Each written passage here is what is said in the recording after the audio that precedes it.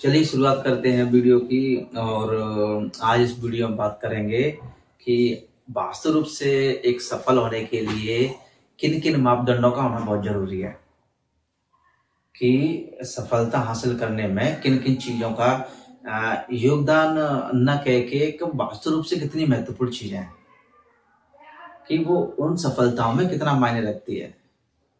सबसे पहली बात तो ये है कि आप सफल होना चाहते हैं, लेकिन आप सबसे पहले ये तय नहीं कर पाते कि आपको वास्तव रूप से चाहिए क्या। हर कोई सफलता की बात करता है, हर कोई बात कर रहा है सफलता की, और हर कोई चाह रहा है कि मैं भी सफल हूं, लेकिन उसके लिए उन्हें ये परिभाषित करना नहीं आता कि वास्तव रूप से उनकी मांग क्या है, उनको चाहिए क्या। क्योंकि जब तक आप एक परिभाषित नहीं करोगे कि वास्तव रूप से मेरी मांग क्या है, आप आगे नहीं बढ़ सकते।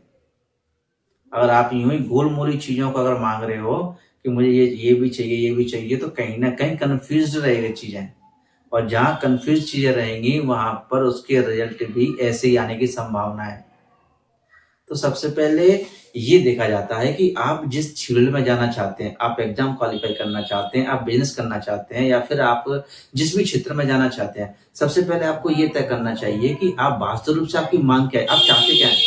अगर आपने अच्छी तरीके से उस शब्द को परिभाषित कर दिया जो कि आपकी मांग है, सबसे पहले उसी को परिभाषित करना है। अगर आपने वास्तव रूप से परिभाषित कर दिया, परिभाषित कहने का मतलब मेरा ये है कि आप वास्तव रूप से आपका बिल्कुल फोकस्ड है उस चीज पे करने, मुझे बस ये चीज की जरूरत है, बस मैं इस फील्ड में जाऊंगा और मुझे ये बनना है।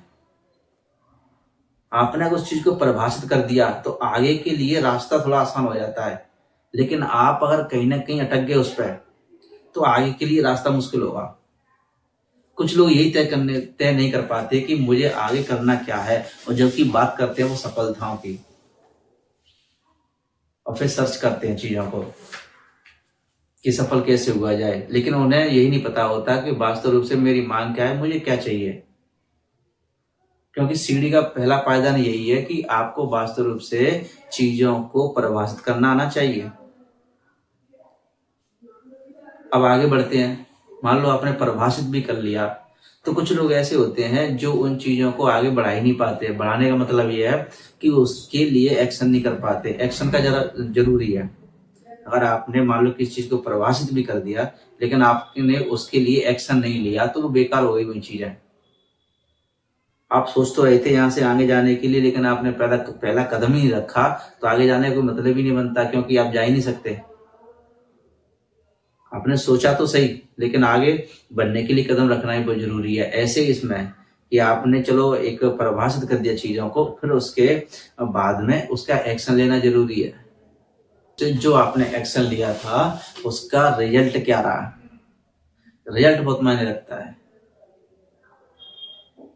आपने कोई एक्शन लिया, आपने उन चीजों को किया, फिर उसके बाद में रिजल्ट क्या रहा, क्योंकि ये बताता है कि आप वास्तव रूप से आप अपनी दिशा की तरफ जा रहे हैं या फिर आप दिशा से दूर जा रहे हैं।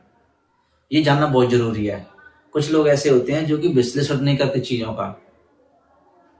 मान लो आपने कुछ काम किया, ठीक है, और ये भी जरूरी नहीं है कि आप जो भी काम कर रहे हैं उसमें आप परफेक्टली चीजें वैसी ही हों जैसी आप चाहते हैं। कभी नहीं होता ऐसा।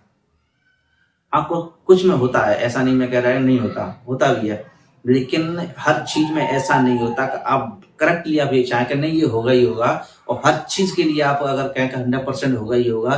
15 चीज आपने चाहिए और 15 की 15 में ऐसा होगा, ऐसा नहीं है।